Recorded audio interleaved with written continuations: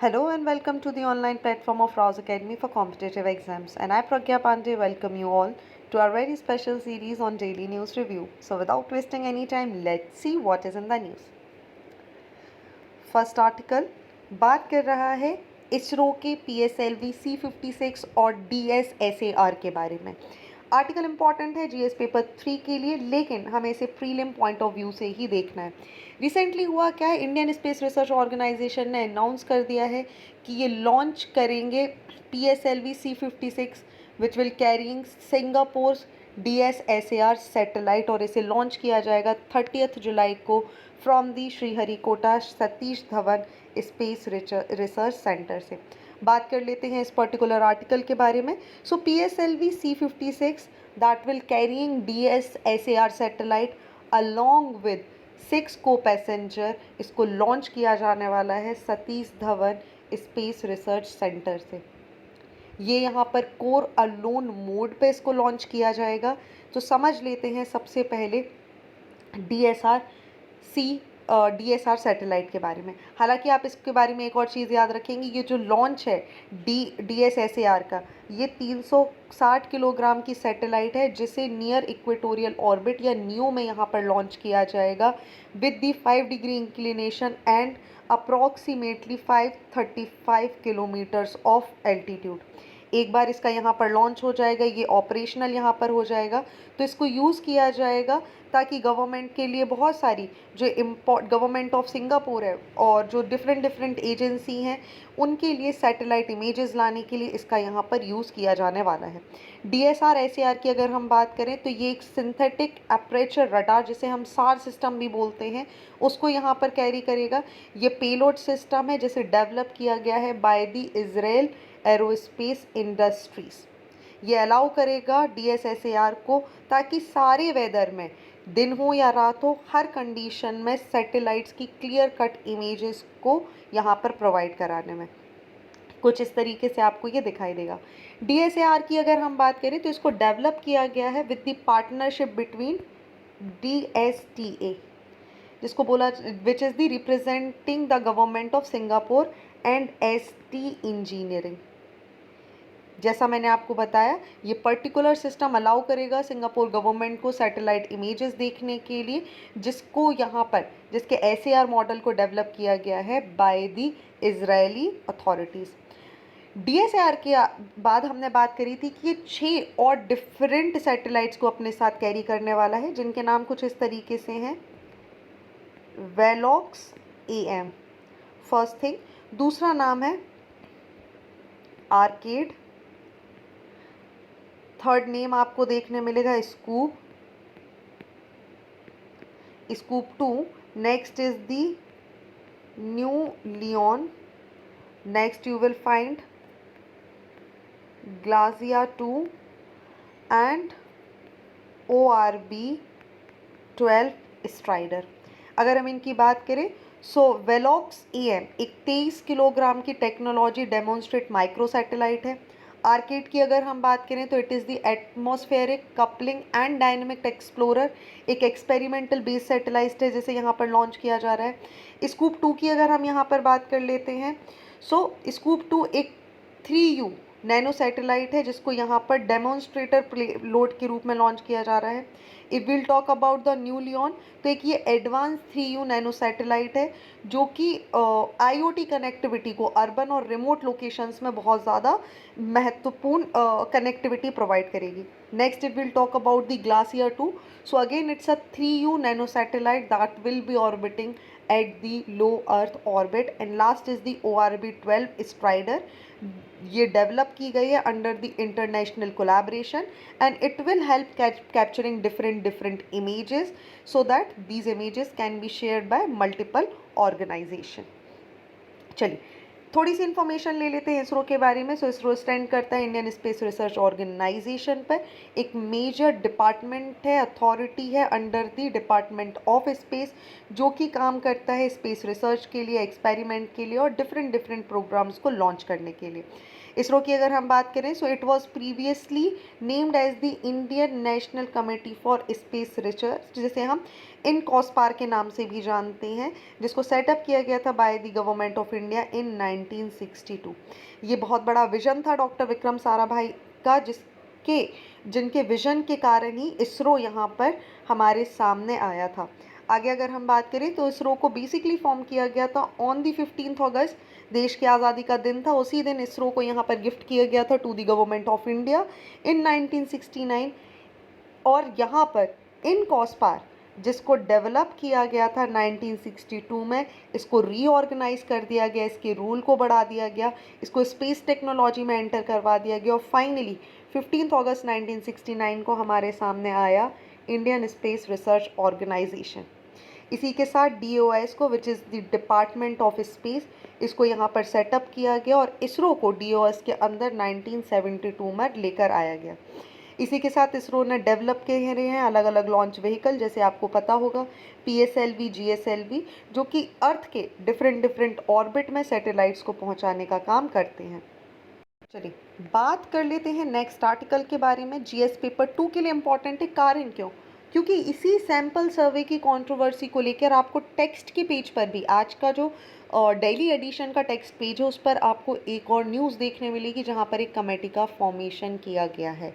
So let's get deeper into this particular article. अब देखिए article क्या बात कर रहा है कि एक कहीं ना कहीं जब आप इंडिया में सैंपल सर्विस की बात करेंगे, उनके कलेक्शन की बात करेंगे, सो यहाँ पर बहुत सारे अलग अलग प्रोसीजर हैं, अलग अलग स्टैंडर्ड्स हैं, अलग अलग टर्म्स हैं, जिनके हिसाब से यहाँ पर क्या कलेक्ट किए जाते हैं, सैंपल्स को कलेक्ट किया जाता है। फॉर एग्ज़ाम्पल अगर हम बात करें तो आप देखेंगे कई बार आप देखते हैं कुछ सर्वेस किए जाते हैं, कुछ डेटा कलेक्ट किया जाता है by the national sample survey which is the NSS, कुछ सैंपल्स कलेक्ट किए जाते हैं by the national family health survey, कुछ डेटास कलेक्ट किए जाते हैं by the periodic label force survey. जो राइटर यहाँ पर सजेस्ट कर रहे हैं उनका बोलना ये है कि जो मेजर सैम्पलिंग है, इनको जब आप एस्टिमेशन देखेंगे, इनका जो रिफ्लेक्शन देखेंगे, तो ये कहीं ना कहीं बायस्ड होते हुए नज़र आते हैं। बायस्ड कहाँ? ये बायस्ड है towards the rural area as per the article, कि जितने भी डेटास हैं जिनको कलेक्ट किया जाता है, ये कहीं ना कहीं रूरल एरिया की तरफ ज़्यादा आपको झुके हुए नज़र आएंगे, लेकिन अर्बन एरिया की तरफ इनका झुकाव आपको कम देखने मिलेगा। वाई? रीज़न यहाँ पर ये माना जा रहा है कि जो एस्टिमेशन है, जो प्रपोर्शन है अर्बन पॉपुलेशन का, वो यहाँ पर अंडर एस्टिमेट किया जाता है सभी सर्वेज में, लेकिन अगर आप वही रूरल पॉपुलेशन की बात करेंगे तो उसको यहाँ पर ओवर एस्टिमेट भी किया जा सकता है। सो कॉन्सिक्वेंटली अगर हम बात करें तो जो एस्टिमेशन है किसी भी सर्वे का, वो कहीं ना कहीं एक सिस्टमेटिकली अंडर एस्टिमेशन दिखाता है कंट्री की ओवरऑल ग्रोथ में। सो यही ये आर्टिकल बात कर रहा है कि एक ऐसी नीड की ज़रूरत है जहाँ पर एक scientific sample survey collection design हो, एक वाइडली एक्नॉलेज पॉइंट हो कि इंटरनेशनल लेवल पर, नेशनल लेवल पर सारे डायनामिक्स को रखते हुए किस तरीके से सैंपल्स को कलेक्ट किया जाना है, जहाँ पर किसी भी के भी साथ कोई बायसनेस नहीं दिखाई दे। हालांकि यहाँ पर गवर्नमेंट का रुख थोड़ा सा डिफरेंट था। जो those who are already in favour of this particular thing, उनका बोलना था कि देखिए इस तरीके का कोई डिफरेंस नहीं देखने मिलता है, क्योंकि यूजुअली होता क्या, अर्बन एरियाज़ में लोग, शहरी क्षेत्रों में लोग ज़्यादा इन्फॉर्मेशन नहीं देना चाहते, वो ज़्यादा बात नहीं करते और उनका ज़्यादा इन्फॉर्मेशन हमारे पास नहीं हो पाता है। इसी वजह से कई बार ऐसा देखने में लगता है that particular survey is biased, but ऐसा होता नहीं है। और देखिए इसी सब को ध्यान में रखते हुए कि क्या नेशनल सर्वे रूरल बायस्ड हैं, यहाँ पर गवर्नमेंट ऑफ इंडिया ने अभी रिसेंटली एक कमेटी का फॉर्मेशन किया है, आप याद रखेंगे, under the chairmanship of Pranab Sen, ठीक है, जो कि एक फॉर्मर चीफ स्टैटिशियन रह चुके हैं गवर्नमेंट ऑफ इंडिया के, ताकि ये रिव्यू कर सकें उन सारी मैथोलॉजी को जो नेशनल स्टैटिस्टिकल ऑर्गेनाइजेशन कंडक्ट करता है। सवाल वापस से वही है, क्या ज़रूरत थी? देखिए, बहुत सारे बैकड्रॉप्स आर्टिकल्स यहाँ पर देखने मिले हैं जिनको शामिका रवि ने लिखा है, जिनके बारे में हम यहाँ पर बात कर रहे हैं, जिन्होंने ये कहीं न कहीं एक बार एक आउटरेजियस यहाँ पर बताया, एक आर्ग्यू किया है कि बहुत सारे डेटास को अगर आप देख लेंगे, तो इन सभी में जो मैक्सिमम सैंपल सर्वे हैं वो आपके बायस्ड आपको दिखाई देंगे towards the rural area. Important क्यों हो जाती है? देखिए, नेशनल लेवल का जो डेटा होता है वो किसी भी कंट्री के लिए एक सबसे बड़ा रिसोर्स है। रिसोर्स क्यों? बेसिकली इट्स अ रिसर्च, ताकि भविष्य में पॉलिसीज़ कैसी होंगी, डेवलपमेंटल प्लानिंग कैसी होगी, किस क्षेत्र में कितनी रिसोर्सेज को पहुंचाने की ज़रूरत है, इन सभी को ध्यान में रखकर जो प्रॉपर एविडेंस है उसे कलेक्ट करने का काम ही ये सर्वेज हमारे लिए करते हैं। सो फॉर एग्जांपल, अगर ये सर्वे यहाँ पर कोई एक्यूरेट डेटा हमें नहीं देते हैं, सो पॉलिसी मेकिंग और उसकी इम्प्लीमेंटेशन में भी हमें यही कुछ बायसनेस देखने के लिए मिलेगी। चूँकि हमने यहाँ पर दो पर्टिकुलर सेक्शंस के बारे में बात करी, one is the national family health survey and another is the periodic labour force survey. National family health survey की अगर हम बात करें, सो देखिए, इसको कंडक्ट किया जाता है by the ministry of health and family welfare, जिसे आप MOHFW से डिनोट करते हैं। इसको डेजिग्नेट किया जाता है as the international institute for population sciences, which is the IIPS Mumbai, जो कि इसकी एक नोडल एजेंसी है, ताकि जितने भी कोऑर्डिनेशन है, टेक्निकल गाइडेंस है, इसे प्रोवाइड किया जा सके। IIPS यहाँ पर कोलैबोरेट करता है डिफरेंट फील्ड ऑर्गेनाइजेशन से, ताकि जितने भी सैंपल्स हैं उन्हें कलेक्ट किया जा सके। जितने भी हम NFHS डेटास के बारे में बात करें, तो इनके स्पेसिफिकली दो गोल होते हैं। एक एसेंशियल डेटा यहाँ पर कलेक्ट करना for the health and the family welfare, जिसको ministry of health and family welfare को या दूसरी जो पॉलिसी मेकिंग या प्रोग्राम पर्पसेज है उनके लिए से कलेक्ट करके एक एक्यूरेट डेटा प्रोवाइड करना।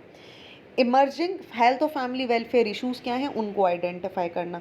सो बेसिकली अगर हम इस सर्वे की बात करें, तो ये फर्टिलिटी, इन्फेंट या child mortality, family planning, maternal या child health, reproductive health, nutrition, anaemia, utilisation and quality of the health, इन सभी के बारे में जो पूरी इंफॉर्मेशन हमें प्रोवाइड करता है वो दी जाती है NFHS के द्वारा।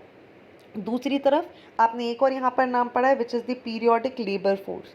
अगर हम पीरियोडिक लेबर फोर्स के बारे में यहाँ पर बात करें, तो इसको लॉन्च किया गया था अप्रैल 2017 में। इसको लॉन्च किया गया था as the part of effort to get better sense of job situation and provide reliable and timely data. Job की सिचुएशन क्या है, इसको ध्यान में रखते हुए अनएम्प्लॉयमेंट को मेजर करने के लिए एम्प्लॉयमेंट और अनएम्प्लॉयमेंट को मेजर करने के लिए पीरियोडिक लेबर फोर्स सर्वे को यहाँ पर 2017 में लॉन्च किया गया।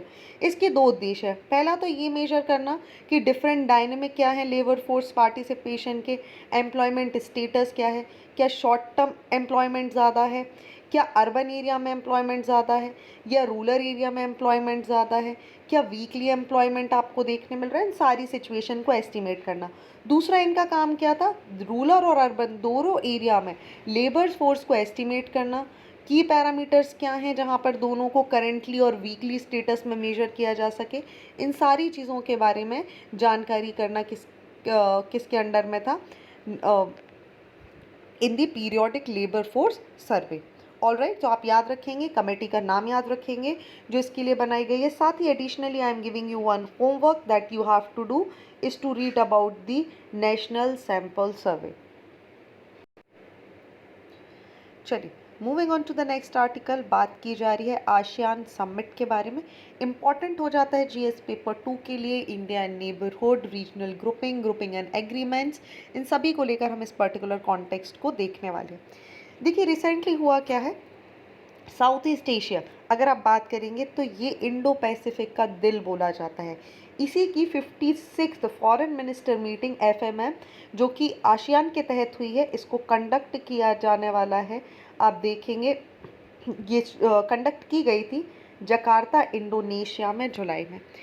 आसियान की जब हम मीटिंग की बात करते हैं तो ये बहुत इम्पॉर्टेंट है, क्योंकि ये एक ऐसा इंक्लूसिव प्लेटफॉर्म है जहाँ पर पूरा साउथ ईस्ट एशिया अगर आप बात करेंगे, ये यहाँ पर सारे की प्लेयर्स, चाहे आप यूनाइटेड स्टेट्स की बात कर लीजिए, चाइना की बात कर लीजिए, इंडिया की बात कर लीजिए, जापान या रशिया की बात कर लीजिए, सारी की सारी कंट्री जो कि मेजर प्लेयर्स बोली जाती हैं वर्ल्ड में इस समय, इन सभी को एक ही प्लेटफॉर्म पर लाने का काम आपको आसियान के तहत दिखाई देता है। देखिए, अब इम्पॉर्टेंट क्या है आज की डेट में, अगर आप देखेंगे तो आसियान कंट्रीज़ में बहुत ज़्यादा टेंशन है। आप देखिए, एक तरफ इंडिया और चाइना का इशू है, दूसरी तरफ यूएसए और रशिया का इशू है, और इसी को लेकर आसियान के अंदर कहीं ना कहीं एक डिस्टरबेंस हमें देखने के लिए मिल जाता है। हालांकि जो रिसेंटली एफएमएम मीटिंग यहाँ पर की गई है, ये एक तरीके का आसियान का ब्रेव अटेम्प्ट है, ताकि जो हर कंट्री के अपने अपने चैलेंजेस हैं, जो प्रॉब्लम्स हैं, उनको यहाँ पर टैकल करने के लिए, इनफैक्ट जो यूक्रेन की जो वॉर चल रही है, क्लाइमेट चेंज का जो इशू चल रहे हैं, या आज की डेट में जो कोल्ड वॉर टाइप की सिचुएशन चल रही है यूनाइटेड स्टेट्स और चाइना के बीच में, इसको काउंटर किया जा सके। अभी की अगर हम बात करें तो इंडोनेशिया भी इस शेयर को होल्ड करे हुए है, और इसी की वजह से इंडोनेशिया ने जो पूरा फोकस है, आसियान का जो फोकस है, उसको एक एपी सेंट्रम ग्रोथ के लिए रखा है। अब देखिए, अगर हम आसियान की बात करें तो आसियान के जो गोल हैं वो बहुत इंपॉर्टेंट हो जाती है। इंडिया के लिए अगर हम बात करें तो इंडिया के लिए आसियान बहुत इंपॉर्टेंट है, तब से जब से इंडिया ने अपनी लुक ईस्ट पॉलिसी को लॉन्च किया है। इंडिया ने 92 में लुक ईस्ट पॉलिसी को लॉन्च किया था। हालांकि आप जैसे ही आएंगे, बाद में 2014 में इसी का नाम चेंज करके एक्ट ईस्ट पॉलिसी रख दिया गया इन 2014, और तभी से इंडिया के लिए जो आसियान है ये बहुत महत्वपूर्ण हो जाता है।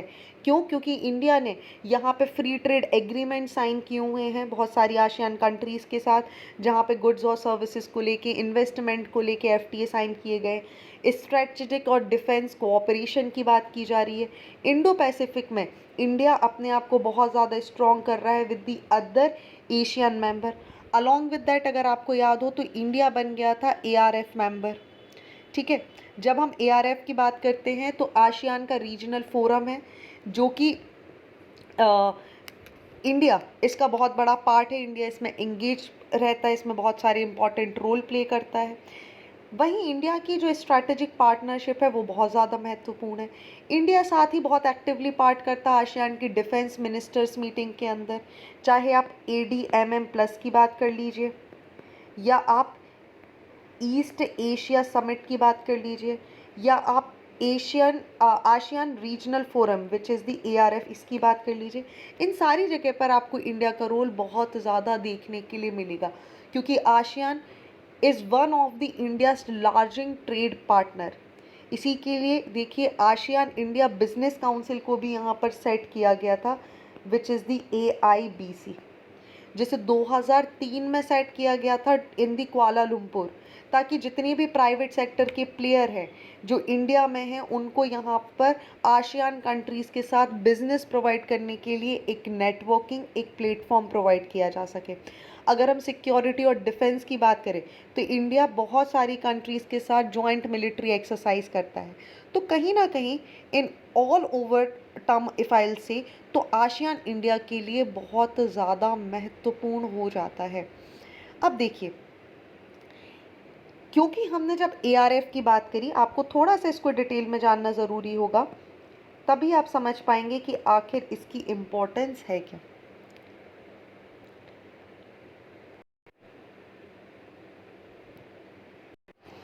इसे देखिए, 1993 में यहाँ पर लॉन्च किया गया था।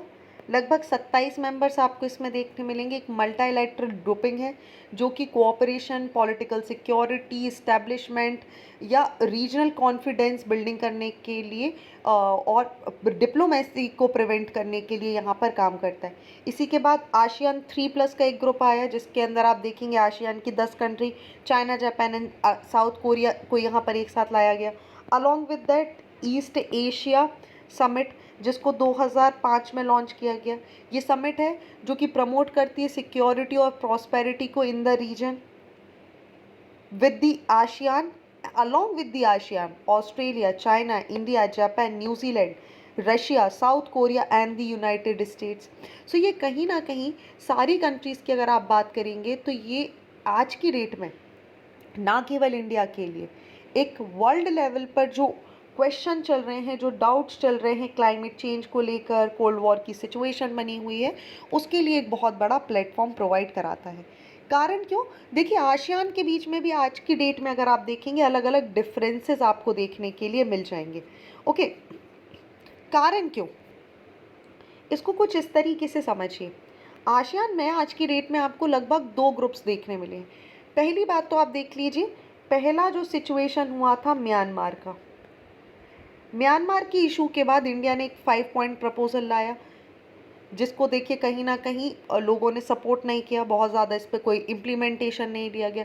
थाईलैंड जो यहीं पर पास में सिचुएटेड है, वो भी म्यांमार में चल रहे इशू को लेकर कुछ नहीं बोल रहा, क्योंकि they have their own problems. दूसरा, अगर हम बात करें तो 2 ग्रुप्स हमें देखने मिल जाते हैं, एक तो चाइना का ग्रुप और एक यूएसए का ग्रुप। किस तरीके से? आप देखिए, चाइना के साथ वेस्टेड इंटरेस्ट है म्यांमार का। आप देखिए, लाओस, कंबोडिया और थाईलैंड यहाँ पर आपको एक ऐसे प्लेयर्स के रूप में दिख जाएंगे जो कहीं ना कहीं वर्चुअल डिपेंडेंसी जिनकी किसके ऊपर है, चाइना के ऊपर। वहीं आपको दूसरी तरफ देखने के लिए मिल जाएंगे फिलीपाइंस एंड वियतनाम, जो कि साउथ चाइना सी में चल रहे प्रॉब्लम की वजह से जिनका जो डाइवर्जन है वो किसकी तरफ आ चुका है, यूएसए की तरफ आ चुका है।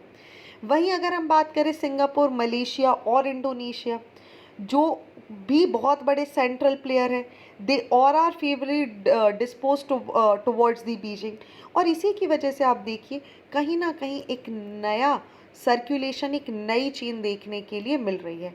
So what writer is suggesting here that ASEAN आज की डेट में बहुत इंपॉर्टेंट कंट्री है, जिसे कहीं से भी ओवरलुक नहीं करना चाहिए। इंडिया का रोल बहुत इंपॉर्टेंट है। क्यों? क्योंकि इंडिया साउथ ईस्ट एशिया में अपने आप को स्ट्रॉन्ग प्ले करवाना चाह रहा है। इंडिया कहीं ना कहीं चाइना को काउंटर करना चाहता है। साथ ही इंडिया एक ग्लोबल लीडर की तरह इमर्ज हो रहा है।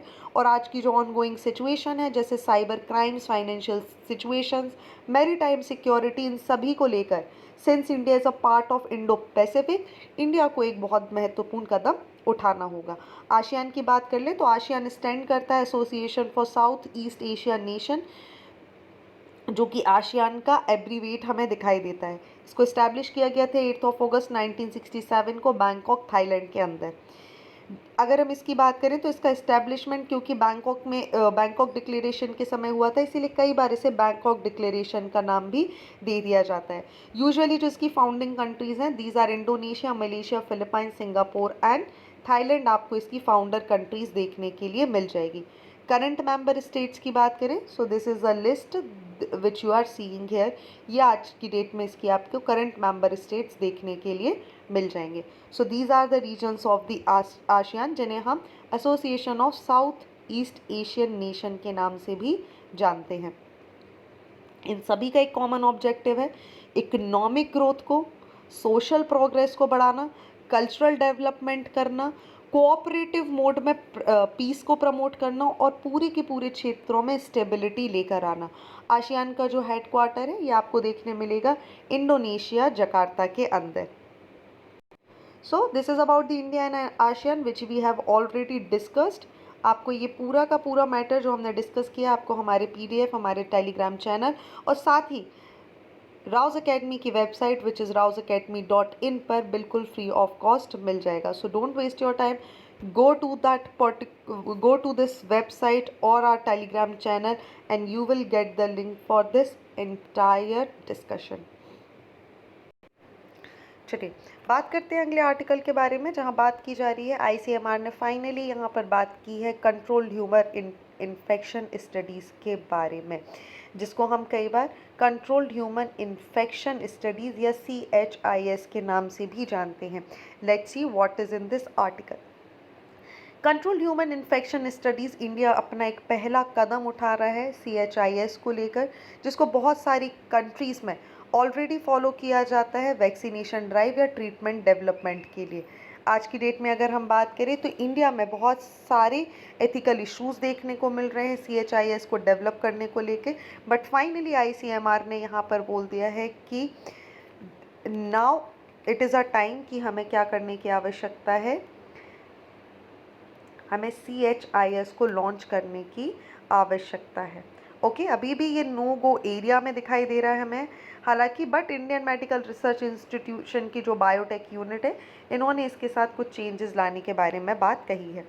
आईसीएमआर की बायोटेक यूनिट ने यहाँ पर देखिए इंट्रोड्यूस किया है एक कंसेंसस पॉलिसी स्टेटमेंट, जो कि ओपन हो चुका है कि क्या CHIS को लेकर आना चाहिए या नहीं। ये डॉक्यूमेंट यहाँ पर बात करेगा CHIS को के लाने के बेनिफिट के बारे में, उसकी ज़रूरत के बारे में, उससे एसोसिएटेड क्या चैलेंजेस हमें भविष्य में देखने मिलेंगे, इन सभी के बारे में ये पेपर एम कर रहा है, ताकि जितने भी एथिकल इश्यूज़ हैं रिसर्च को लेकर इंडिया में, जिसमें कहीं भी किसी एथिकल प्रिंसिपल को कॉम्प्रोमाइज़ ना किया जाए, इन सभी को ध्यान में रखकर ये पेपर यहाँ पर पब्लिश किया जाने वाला है, जहाँ पर बात की जाएगी इसकी आवश्यकता के बारे में, इसके महत्व के बारे में एवं इसके चैलेंजेस के बारे में। आगे अगर हम बात करें तो ज़रूरत क्यों है, देखिए कंट्रोल्ड ह्यूमन इंटरफेस स्टडी एक नया रिसर्च का मॉडल है। CHIS की अगर हम बात करें तो ये हेल्दी वॉलंटियर्स यहाँ पर इंटेंशनली एक्सपोज करते हैं to pathogen in a collected environment. ये क्यों किया जाता है, ताकि अंडरस्टैंडिंग यहाँ पर डेवलप की जाए किसी भी पैथोजन के बढ़ने की, उसके ट्रांसमिशन की, उसके प्रिवेंशन की, या किसी भी पर्टिकुलर डिसीज़ के इन्फेक्शन की जो ह्यूमन में हो सकते हैं, उसके क्या क्या ट्रीटमेंट हो सकते हैं, उसको ध्यान में रखने की। इस तरीके की जो स्टडी होती है ये क्यों महत्वपूर्ण हो जाती हैं, पहले तो ये जानने के लिए कि किस तरीके से कोई भी जो पैथोजीन है वो किसी भी ह्यूमन को यहाँ पर इम्पैक्ट करता है, और किसी भी व्यक्ति का जो ऑटो इम्यून रिस्पॉन्स है वो किस तरीके से इसके लिए काम करेगा। साथ ही ये एवेल्युएट करने के लिए कि पर्टिकुलर वैक्सीन या ड्रग की एफिशिएंसी क्या होगी, उसको जानने के लिए भी ये स्टडी इम्पॉर्टेंट हो जाती है। देखिए इंडिया में जब हम बात करते हैं तो आप देखेंगे 30% से भी ज़्यादा मृत्यु आपको इन्फेक्शियस डिसीज़ से देखने को लो मिलती हैं, और इसी की वजह से इसके लिए कोई कॉस्ट इफेक्टिव ऑल्टरनेटिव नहीं होने की वजह से कई बार इंडिया में जो मृत्यु दर है ये बढ़ती जा रही है। इसी को लेकर CHIS ऑफर कर रहा है कि एक कॉस्ट इफेक्टिव एफिशिएंट आउटकम हमें देखने मिलेंगे, स्मॉलर साइज सैंपल्स हमें देखने मिलेंगे, जो कि लार्ज क्लिनिकल ट्रायल्स के मुकाबले में काफ़ी कम टाइम लेंगे, बहुत इफ़ेक्टिव रिजल्ट्स हमें देखने मिलेंगे, और इसके साथ ही आप देखेंगे कोई भी एथिकल इशू हमें देखने के लिए नहीं मिलेगा।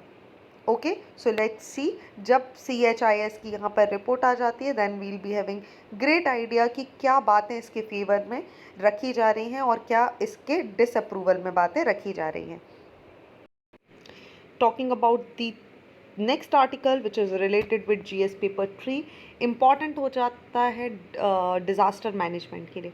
देखिए डिज़ास्टर अगर हम देखे जाए पूरी दुनिया में आज की डेट में, तो बहुत ज़्यादा लाइफ्स इसकी वजह से आज की डेट में इम्पैक्ट हो चुकी है। क्लाइमेट चेंज की वजह से आप देख लीजिए पिछले कुछ दिनों में, पिछले 10 दिनों में आप देखेंगे तो पूरा कॉन्टिनेंट हीट वेव की चपेट में आ चुका है, जिसकी वजह से बहुत सारे लोगों की डेथ हो गई है। फॉरेस्ट फायर्स, जिसकी वजह से ग्रीस और कनाडा के क्षेत्र में आप देखेंगे बहुत ही ज़्यादा त्रासदी मच गई है। कुछ दिन पहले हम इंडिया में ही देख रहे थे यमुना जो अपने हाईएस्ट फ्लड लेवल पर पहुंच गया है 45 साल का रिकॉर्ड तोड़ते हुए।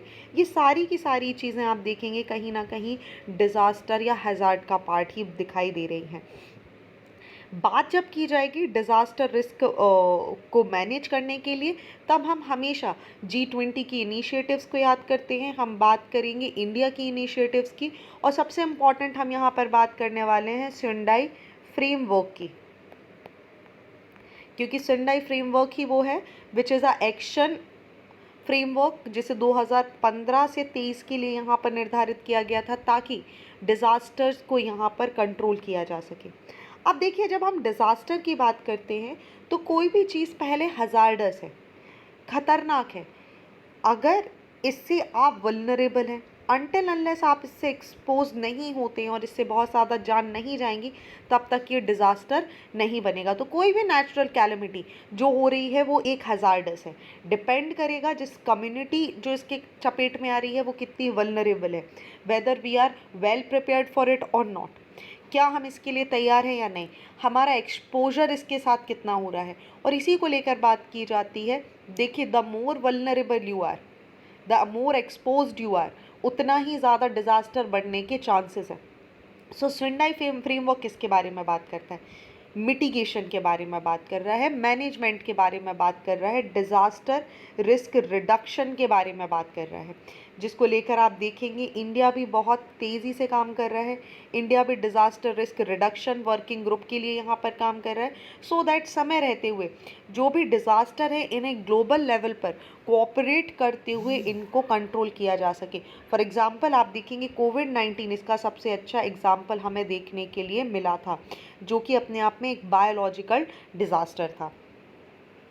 देखिए, डिज़ास्टर के रिस्क क्या है दुनिया में, आप देखेंगे लगातार इस तरीके के डिज़ास्टर्स हमें देखने के लिए मिल रहे हैं। इंडिया की बात करेंगे तो G20 में आप देखेंगे ग्लोबल जीडीपी का और वर्ल्ड पॉपुलेशन का एक बहुत बड़ा हिस्सा इंडिया में आता है। इंडिया एक ऐसी कंट्री है जो देखिए आप अलग अलग तरीके के वेदर फिनोमेना से भी गुजर रही है।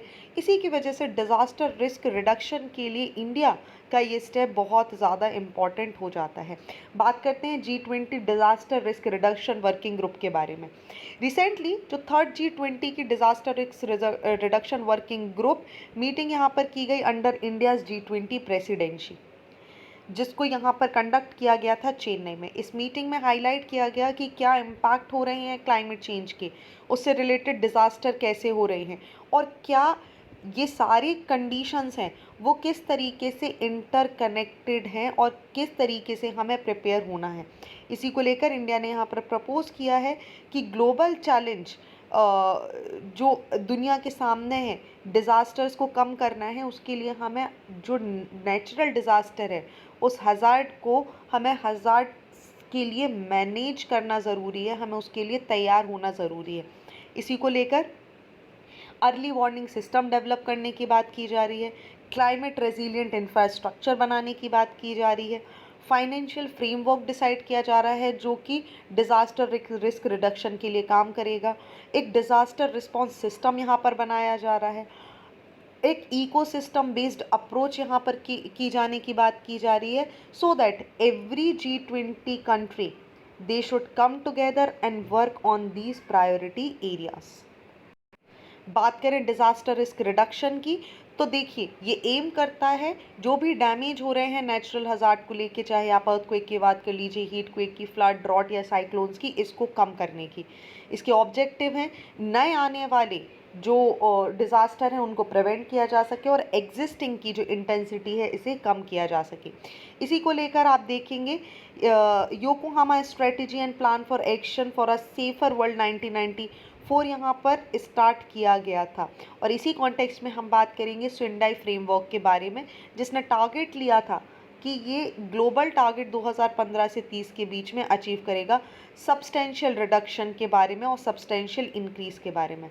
ग्लोबल डिज़ास्टर मोर्टेलिटी को कम करना है, नंबर ऑफ अफेक्टेड पीपल यहाँ पर कम करना है, इकोनॉमिक जो लॉसेस होते हैं उनको यहाँ पर रिड्यूस करना है, जो नंबर ऑफ कंट्रीज़ हैं जो डिज़ास्टर रिस्क रिडक्शन के लिए काम करेंगी उनको यहाँ पर स्ट्रेटेजाइज करना है 2020 तक।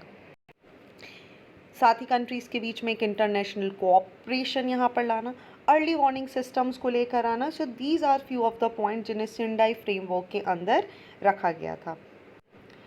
सो ये थे आज के इंपॉर्टेंट टॉपिक्स। आई होप आपको सारी की सारी चीज़ें क्लियर हो चुकी होंगी। So thank you for watching this video. Do not forget to hit like button, comment your valuable feedback and also press the subscribe button to never miss any updates. Please follow us on Instagram and Facebook. Links are given below in the description box. Thank you and see you soon.